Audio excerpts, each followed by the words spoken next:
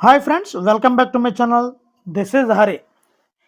AP constable సంబంధించినటువంటి special edition అండి. ఇది 13వ వీడియో అండి. వెరీ వెరీ ఇంపార్టెంట్ బిట్స్ అండి, జనరల్ సైన్స్ సంబంధించినటువంటి. మరి ఈ వీడియోలు కావాలంటే, జనరల్ సైన్స్ సంబంధించినటువంటి, కానిస్టేబుల్ సంబంధించినటువంటి వీడియోలు కావాలంటే ఛానల్ని సబ్స్క్రైబ్ చేసుకోండి. మరి ఇంకెందుకు టాపిక్లకు వెళ్ళిపోదామండి. మొదలు పెట్టి చూద్దామండి. ఒక వస్తువు వేగం అనున్నది ధ్వని వేగానికి సమానంగా ఉన్నట్లయితే దానిని ఏమంటారు? ఆన్సర్ ఆప్షన్ 2 సోనిక్ వేగం. సోనిక్ వేగం అంటారండి. నెక్స్ట్ బిట్ చూద్దామండి. ఈ క్రింది వాటిలో సరైన సమాధానాలను గుర్తించండి. ఆన్సర్ ఆప్షన్ 4 పైవన్నీ. ఫస్ట్ వన్ చూద్దామండి. వజ్రం మెరవడానికి గల కారణం కాంతి సంపూర్ణాంతర పరావర్తనం. ఆప్షన్ 2 మానవుడికి దృష్టి జ్ఞానం కలగడానికి గల కారణం కాంతి పరావర్తనం. ఆప్షన్ 3 చూద్దామండి. రాత్రి సమయంలో సూర్యుని కాంతి కిరణాలు లేకపోవడం వలన కాంతి పరిక్షేపం జరగదు. ఇవన్నీ కూడా సరైన సమాధానాలు అండి. అక్కడ మనం గుర్తుపెట్టుకోవాల్సింది వజ్రం మెరవడానికి కాంతి సంపూర్ణాంతర పరావర్తనం, మానవుడు చూడడానికి కాంతి పరావర్తనం. మరి రాత్రి సమయంలో కాంతి పరావర్తనం లేకపోవడం వల్ల మనం చూడలేము. ఇవన్నీ సరైనవేనండి. నెక్స్ట్ బిట్ చూద్దామండి. భూమిపై ఎక్కువ అయస్కాంత తీవ్రత గల ప్రాంతాలు ఏమిటి? ఆన్సర్ ఆప్షన్ 4 పైవన్నీ. ఉత్తర అమెరికా, సైబీరియా, దక్షిణ ఆఫ్రికా, దక్షిణ ఆస్ట్రేలియా మరియు అంటార్కిటికా తీరం. ఆప్షన్ 4 పైవన్నీ. భూమిపై అసలు ఎక్కువ అయస్కాంత తీవ్రత గల ప్రాంతాలు, ఒక అయస్కాంతాన్ని తీసుకున్నట్లయితే ఎక్కడ అయస్కాంతానికి తీవ్రతలు ఎక్కువ ఉంటాయండి?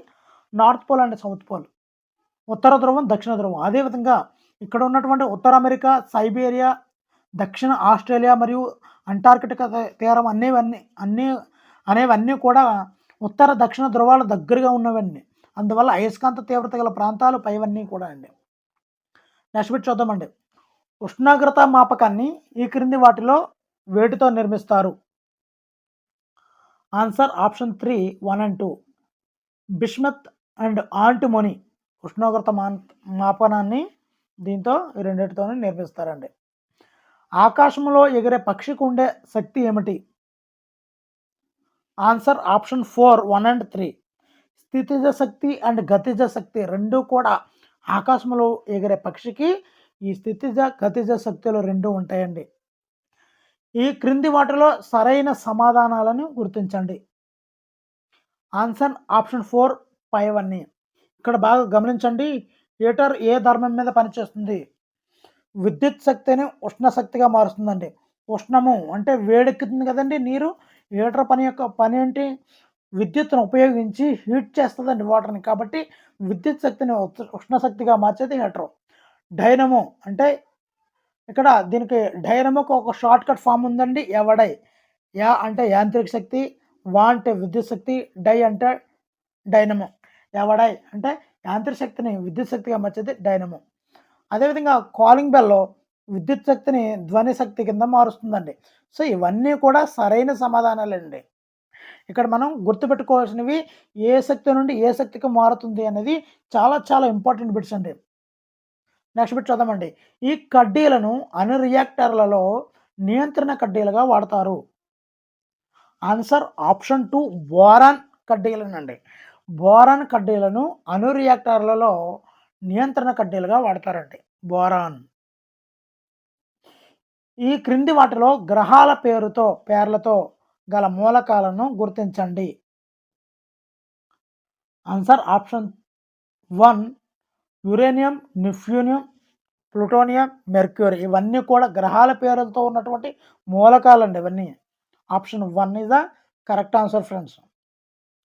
అయస్కాంత క్వాంటం సంఖ్యను ప్రతిపాదించినటువంటి శాస్త్రవేత్త ఎవరు? Answer option 2 Lande. Option 2 Lande. Next bit అండి. విశ్వంలో హైడ్రోజన్ తర్వాత అత్యధికంగా ఉండే వాయువు ఏంటి?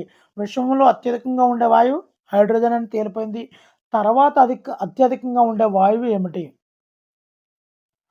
Answer option 4 helium.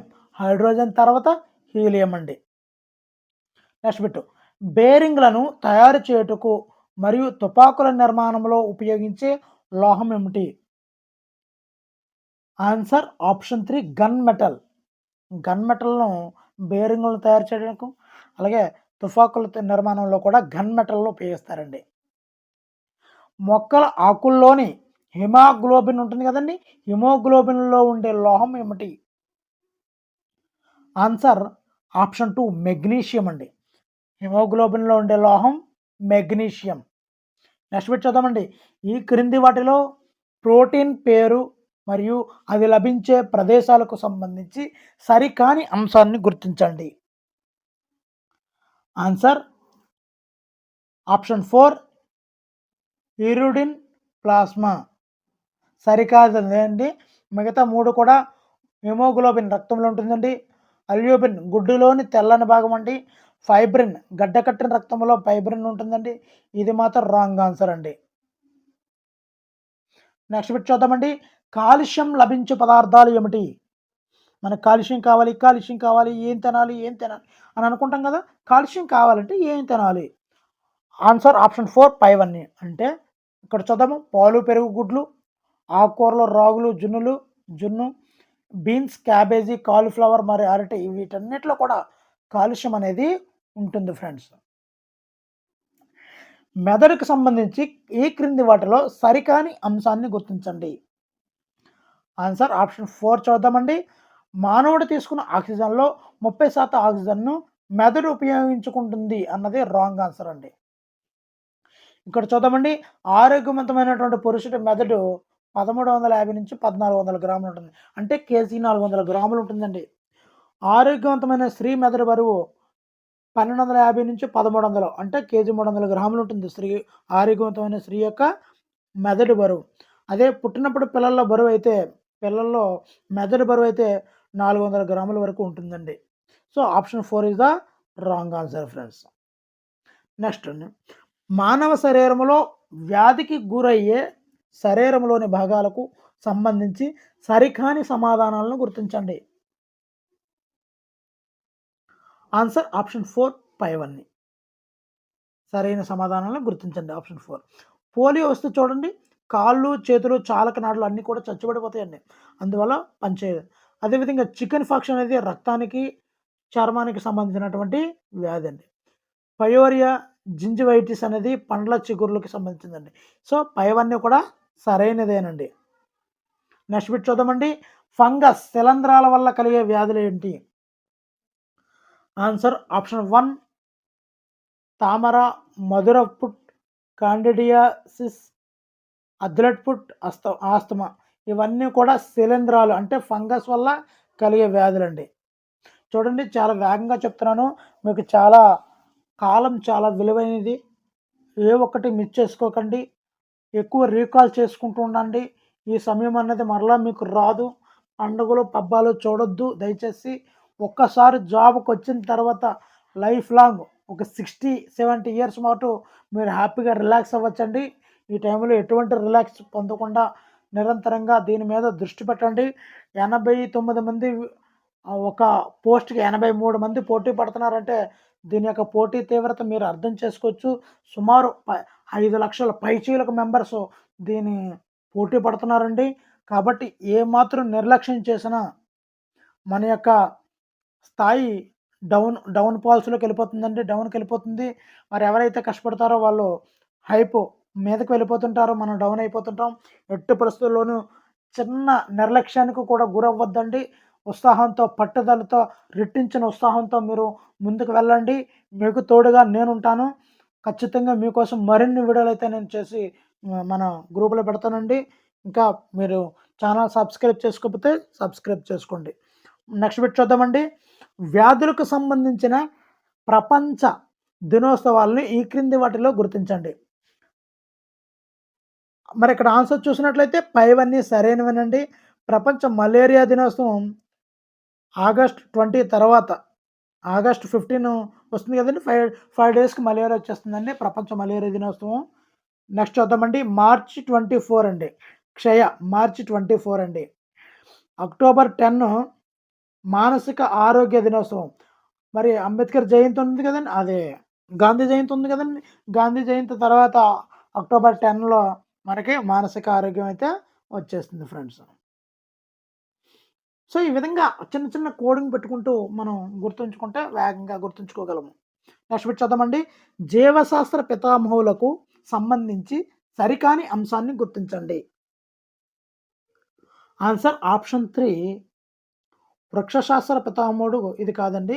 ఇంకోటి మిగతా చూద్దామండి. జంతు శాస్త్ర పితామహుడు అరిస్టాటిల్, సూక్ష్మజీవ శాస్త్ర లూయి పాశ్చర్, ఇమ్యూనాలజీ పితామహుడు ఎడ్వర్డ్ జెన్నర్. సో, ఇవన్నీ కూడా సరైనవేనండి. ఒక ఆప్షన్ 3 మాత్రమే సరైనది కాదు. ఇక్కడ బాగా సూక్ష్మజీవుల గురించి అంటే లూయి పాశ్చరు పాశ్చరైజేషన్ విధానంలోను, కుక్కగాటు మందులోను ఈ లూయి పాశ్చర్ చేసిన ప్రయోగాలు చాలా అమూల్యమైనవండి. అందువల్ల సూక్ష్మజీవ శాస్త్ర పితామహుడు లూయి పాశ్చర్ అండి. మరి అరిస్టాటిల్ గురించి ఇంక చెప్పక్కర్లేదు.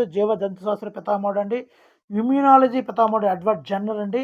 మరి ఈయన మశూచికి టీకా మందు కనుక్కునేటప్పుడు ఇమ్యూనిటీ గురించి అద్భుతమైనటువంటి రీసెర్చ్ మనకి తెలుస్తుందండి. ఇమ్యూనాలజీ పితామహుడు ఎడ్వర్డ్ జెన్నర్ అండి. నెక్స్ట్ బిట్ చూద్దామండి. భారతదేశం యొక్క మొట్టమొదటి అణు రియాక్టర్ పేరేమిటి? Answer option 2 Apsara. మొట్టమొదటి అణు రియాక్టర్ అంత అందంగా ఉండే అప్సరా లాంటి ఆటమ్ బాంబ్ అణు రియాక్టర్ మొట్టమొదటిదండి మన భారతదేశంలో. అప్సరస లాంటి అణు రియాక్టర్ అండి. నెక్స్ట్ ఏంటంటే యూఎస్లోని బెర్కిలీ ల్యాబ్ పరిశోధకులు పూర్తిగా రీసైకిల్ చేయగల ఏ ప్లాస్టిక్ను అభివృద్ధి చేశారు? Answer option 1 డైకీటో ఎనామైన్. డైకీటో ఎనామైన్ అనే ప్లాస్టిక్ని ఈ యొక్క యూఎస్లో బెర్కిలీ ల్యాబ్లో పరిశోధకులు తయారు చేశారండి. నెక్స్ట్ బిట్ చూద్దామండి. ఇటీవల నవంబర్ 26, 2022న సతీష్ ధావన్ అంతరిక్ష కేంద్రం నుంచి పిఎస్ఎల్వి C-54 ప్రయోగించినది ఏది? మరి ఆన్సర్ చూద్దామండి. Answer option 2 ISRO. పిఎస్ఎల్వి అన్నప్పటికే సతీష్ ధావన్ సెంటర్ అన్నప్పటికే మనకి ఇస్రో గుర్తు రావాలండి. నెక్స్ట్ బిట్ చూద్దామండి. ఆసియాలో మొదటిదైన సోలార్ పాండ్ను ఎక్కడ ఏర్పరిచారు? ఆన్సర్ ఆప్షన్ 3 భుజ్, గుజరాత్లో. పాండ్ అంటే తెలుసు, కొలను. సోలార్ అంటే సౌరశక్తితో పనిచే ఒక కొలనును ఎక్కడ ఏర్పరిచారంటే భుజ్, గుజరాత్లో ఏర్పాటు చేశారు. భారతదేశంలో ఉన్నటువంటి అతిపెద్ద పరిశోధన రియాక్టర్ ఏమిటి? ఆన్సర్ ఆప్షన్ 2 ధ్రువ. అతిపెద్ద పరిశోధన రియాక్టర్ ఆప్షన్ 2 ధ్రువ అండి. నెక్స్ట్ బిట్ చూద్దామండి. భారత్ వివిధ దేశాలతో కలిసి చేసే సంయుక్త సైనిక విన్యాసాలకు సంబంధించి సరైన సమాధానాలను గుర్తించండి. Answer option 1 Malabar.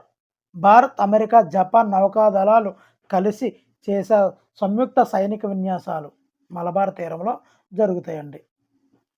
Next bit అండి. మొహంజదారో సంబంధించి సరికాని అంశాన్ని గుర్తించండి. ఆన్సర్ ఆప్షన్ 4 ఇది పూసల తయారీ పరిశ్రమకు కేంద్ర స్థానం అన్నది తప్పు అయినదండి. మిగతా చూద్దామండి. హిందీ భాషలో మొహంజదారో అంటే నృత్యాల దెబ్బ అని అర్థం. గుర్తుంచుకోండి. సింధీ భాషలో సింధు నాగరికతలో కదండి అదంతా. మరి మొహంజదారో అంటే మృతుల దెబ్బ అని అర్థం అండి. 7 సార్లు వరదకు గురైనటువంటి నగరమే మొహంజదారో నగరం. ఇక్కడ నూలు వస్త్రము, కొలబద్ద, ఎక్కాబండి, నాట్యగత్తె, కాంస్య విగ్రహం, పశుపతి మహాదేవుని ప్రతిమలు ఇవన్నీ కూడా లభ్యమయ్యాయండి. ఇక్కడ మహాస్నాన వాటిక, పెద్ద అసెంబ్లీ హాలు బయటపడ్డాయండి. సో మనకు ఆల్రెడీ మొహంజదారో అంటే అర్థమైపోయింది. 7 సార్లు వరదకు గురైన నగరం. ఏ విగ్రహాలు ప్రతిమలు లభ్యమయ్యాయి తెలిసాయి, ఏ బయలుపడ్డాయో తెలిసాయి. కానీ ఈ పూసల తయారీ పరిశ్రమ కేంద్ర స్థానం కాదండి. నెక్స్ట్ బిట్ చూద్దామండి.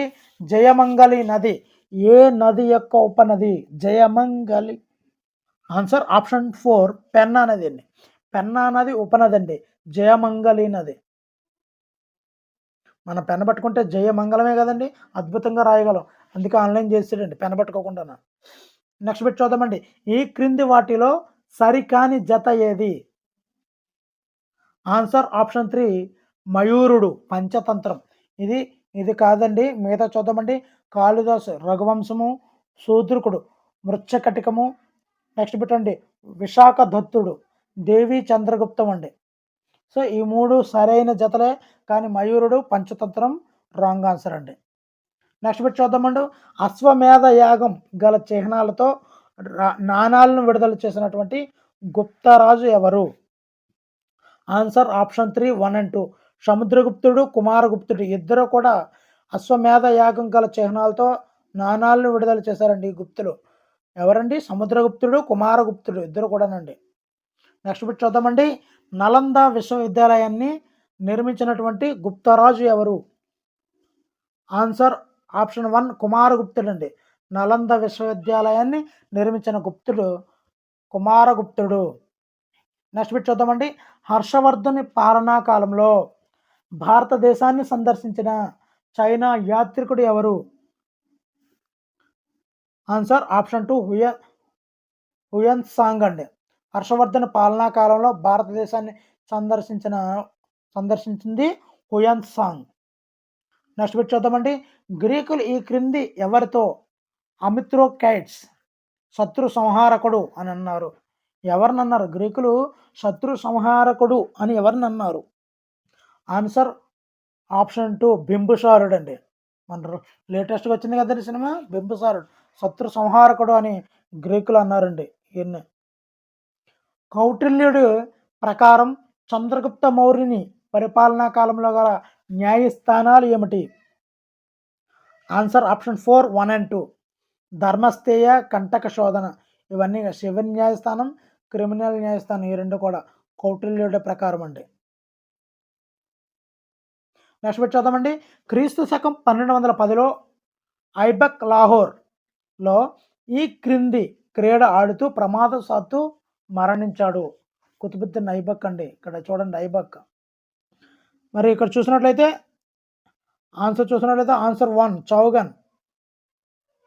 చౌగన్ క్రీడ ఆడుతూ ప్రమాదవశాత్తు మరణించాడండి లాహోర్లో కుతుబుద్దీన్ ఐబక్. సంగీతానికి సంబంధించి అమీర్ ఖుస్రో కనుగొన్న నూతన రాగాలు ఏమిటి? ఆన్సర్ ఆప్షన్ 4 5 అండి. కవ్వాలి, రబాబ్, సారంగి గోర మరియు ఐమన్ ఇవన్నీ కూడా అమీర్ ఖుస్రో కనుగొన్న నూతన రాగాలండి. నెక్స్ట్ పెట్టండి. ఖలీఫా గుర్తింపు పొందిన మొదటి ఢిల్లీ సుల్తానత్ పాలకుడు ఎవరు? Answer option 1 Iltutmish. ఖలీఫా గుర్తింపు పొందినటువంటి మొదటి ఢిల్లీ సుల్తానత్ పాలకుడు ఇల్టుట్మిష్. నెక్స్ట్ బిట్ చూద్దామండి. సంగీత చిహ్నాలతో కూడినటువంటి 56 రాతి స్తంభాలు గల విజయ విఠల దేవాలయం ఎక్కడుంది? 56 రాతి స్తంభాలు గల విజయ విఠల దేవాలయం అవేంటి? సంగీత చిహ్నాలతో కూడి ఉంటాయండి. మరి దీని యొక్క ఆన్సర్ చూసినట్లయితే ఆన్సర్ ఆప్షన్ 3 హంపి అండి. హంపీలో ఉందండి 56 రాతి స్తంభాలతో గల విజయ విఠల దేవాలయం హంపీలో ఉందండి. నెక్స్ట్ అండి. శివాజీ ఆధ్యాత్మిక గురువు ఎవరు? ఆన్సర్ ఆప్షన్ 1 సమర్థ రామదాసు. నెక్స్ట్ బిట్ చూద్దామండి. అష్టాంగ సంగ్రహ అనే వైద్యశాస్త్ర గ్రంథాన్ని ఎవరు రచించారు? Answer option 1 వాగ్భటుడు. అష్టాంగ సంగ్రహ వాగ్భటుడు. నెక్స్ట్ బిట్ చూద్దామండి. తులసీదాస్ తన రామచరిత మానసును ఎవరి కాలంలో సంకలనం చేశారు? ఎవరి టైంలో సంకలనం చేశారు? మరి అక్బర్ కాలంలో ఈ యొక్క రామచరిత మానసును తులసీదాస్ రచించడం చేశారండి. నెక్స్ట్ చూద్దామండి. అక్బర్ ఆక్రమించిన మొట్టమొదటి మరియు చివరి ప్రాంతాలను గుర్తించండి. Answer option 3 Malwa. మొట్టమొదటిది మాల్వా అండి, చివరిది ఆఖరిది ఆసిర్. మొట్టమొదటిది మాల్వా, చివరిది ఆసిర్. అక్బర్ ఆక్రమించినటువంటి ప్రాంతాలండి. నెక్స్ట్ బిట్ చూద్దామండి. ఈ క్రింది వారిలో ఎవరు భారతదేశంలో పొగాకును ప్రవేశపెట్టారు? ఆన్సర్ ఆప్షన్ 1 పోర్చుగీసు వారు పొగాకు. గుర్తుంటుంది కదండి, పోర్చుగీసు పొగాకు భారతదేశంలో ప్రవేశపెట్టారు. మొదటి కర్ణాటక యుద్ధానికి గల ప్రధాన కారణం ఏది? ఆన్సర్ ఆప్షన్ 1 ఆస్ట్రియా వారసత్వ యుద్ధం. ఆస్ట్రియా వారసత్వ యుద్ధం మొదటి కర్ణాటక యుద్ధానికి కారణమండి. నెక్స్ట్ బిట్ చూద్దామండి. ప్లాసీ యుద్ధం ఎప్పుడు జరిగింది? Answer option 1 1757. 1757 ప్లాసీ యుద్ధం. నెక్స్ట్ బిట్ అండి. నెపోలియన్ను భారతదేశంపై దండయాత్ర చేయమని ఆహ్వానించిన వారు ఎవరు? ఆన్సర్ ఆప్షన్ 2 టిప్పు సుల్తాన్ అండి. నెపోలియన్ను భారతదేశం మీద దండయాత్ర చేయండి అని ఆహ్వానించేసింది టిప్పు గారండి. టిప్పు సుల్తాన్. భారతీయులను సివిల్ సర్వీస్ ఉద్యోగులలో నియమించుటకు మొదటిసారి అంగీకరించినటువంటి చట్టం. ఆన్సర్ ఆప్షన్ 3 చార్టర్ చట్టం 1833 అండి. చార్టర్ చట్టం 1833. నెక్స్ట్ బిట్ అండి. మొట్టమొదటి లా కమిషన్ చైర్మన్ ఎవరు? Answer option 1 lord Macaulay. Lord Macaulay law commission. Macaulay lord law commission chairman. ఓకేనండి. మొట్టమొదటి law commission chairman lord Macaulay. క్రీస్తు శకం 1784లో కలకత్తాలో రాయల్ ఏషియాటిక్ సొసైటీ ఆఫ్ బెంగాల్ను స్థాపించిన వారు ఎవరు? Answer option 2 sir William Jones. Sir William Jones. Royal Asiatic society of బెంగాల్ను స్థాపించింది sir William Jones. Next bit చూద్దామండి. 1905లో బెంగాల్ను విభజించినటువంటి వైస్రాయ్ ఎవరు? బెంగాల్ విభజించింది లార్డ్ కర్జన్. ఖర్జూరంలో కట్ చేసి పడేసాడండి. బెంగాల్ని విభజించినటువంటి వైస్రాయ్ లార్డ్ ఖర్జూరంలో కట్ చేసేసి కర్జన్ గారు విడదీశారండి. ఎప్పుడండి? 1905లో బెంగాల్ విభజించారండి ఆయన లార్డ్ కర్జన్. ఈ క్రింది వాటిలో గాంధీజీ స్థాపించినటువంటి పత్రికలు ఏమిటి? ఆప్షన్ 4 పైవన్నీ అండి. Young India, Indian opinion, Navjivan, Harijan ఇవన్నీ పత్రికలు కూడా గాంధీజీ గారు స్థాపించడం అయితే జరిగింది ఫ్రెండ్స్. నెక్స్ట్ బిట్ చూద్దామండి. దక్షిణ భారత ధాన్యాగారం అని భారతదేశంలోని ఏ రాష్ట్రమును పిలుస్తారండి? మరి ఇంకేంటండి, మందే కదా, ఆంధ్రప్రదేశ్ అనే దక్షిణ భారతదేశ ధాన్యాగారం అని పిలుస్తారండి. నెక్స్ట్ బిట్ చూద్దామండి. కొల్లేరు సరస్సును అభయారణ్యంగా ఎప్పుడు ప్రకటించారు? ఆన్సర్ ఆప్షన్ 4 1997లో కొల్లేరు సరస్సును అభయారణ్యంగా ప్రకటించారండి. నెక్స్ట్ బిట్ చూద్దామండి. డీజిల్ లోకోమోటివ్స్ తయారు చేయు యూనిట్ ఎక్కడ ఉంది? డీజిల్ లోకోమోటివ్స్ తయారు చేయు యూనిట్ ఎక్కడ ఉంది? ఆన్సర్ ఆప్షన్ 2 వారణాసి అండి. వారణాసి. నెక్స్ట్ బిట్ చూద్దామండి. క్రింది పట్టణాలలో కర్కట రేఖకు అతి దగ్గరగా ఉన్నటువంటి పట్టణం ఏది? Answer option 2 Kolkata. కోల్కతా కర్కటక రేఖకి చాలా దగ్గరగా ఉందండి. నెక్స్ట్ బిట్ చూద్దామండి. క్రింది వాటిలో సరిగా జతపరచనది ఏది? జతపరచనది ఏది? Answer option 3 Lucknow Betwa. కాన్పూర్ గంగా సరైంది. ఢిల్లీలో యమునా ఉంది, కరెక్టే. జబల్పూర్ నర్మదా కరెక్టే. లక్నోలో బేత్వా నది లేదు. సో ఇది సరైనది కాదు. నెక్స్ట్ బిట్ చూద్దామండి. ఉత్తర ధ్రువంపై సూర్యుడు ప్రకాశిస్తూ ఉండే సమయం ఏమిటి? ఉత్తర ధ్రువంపై సూర్యుడు ప్రకాశిస్తూ ఉండే సమయం ఏంటి? ఆన్సర్ ఆప్షన్ 2 మార్చి 21 నుంచి సెప్టెంబర్ 23 వరకు ఉత్తర ధ్రువంపై సూర్యుడు ప్రకాశిస్తూ ఉంటాడండి. మార్చి నుంచి సెప్టెంబర్ వరకు. నెక్స్ట్ బిట్ అండి. విశాఖపట్నం జిల్లాలో కొండ జాతి వారి సవర విప్లవము ఎప్పుడు ప్రారంభమైంది? ఆన్సర్ ఆప్షన్ 1 1922లో సవర విప్లవం అనేది ప్రారంభమైంది ఫ్రెండ్స్. నెక్స్ట్ బిట్ అండి. ఆంధ్రప్రదేశ్ రాష్ట్రానికి నూతన డైరెక్టర్ జనరల్ ఆఫ్ పోలీస్గా ఎవరిని నియమించారు? Answer option 1 K Rajendranath Reddy. నూతన డైరెక్టర్ జనరల్ ఆఫ్ పోలీస్గా రాజేంద్రనాథ్ రెడ్డిని నియమించడం జరిగింది ఫ్రెండ్స్. నెక్స్ట్ బిట్ అండి. విశాఖపట్నం జిల్లాలో అధికంగా లభించే ఖనిజం ఏది? Answer option 2 bauxite. విశాఖ జిల్లాలో బాక్సైట్ ఎక్కువ లభిస్తుందండి. నెక్స్ట్ బిట్ అండి. క్రింది వాణిలో సరికాని జతను గుర్తించండి. ఆన్సర్ ఆప్షన్ 3 ద్వారకా తిరుమల అన్నమయ్య జిల్లా ఈజ్ రాంగ్ ఆన్సర్ అండి. అమరలింగేశ్వర స్వామి దేవాలయం పల్నాడులో ఉంది. లేపాక్షి, శ్రీ సత్యసాయి జిల్లా, అహోబిలం, నంద్యాల ఇవన్నీ సరైందే.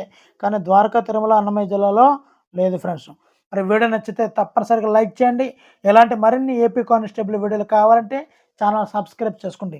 Thank you for watching. Me Hari signing out.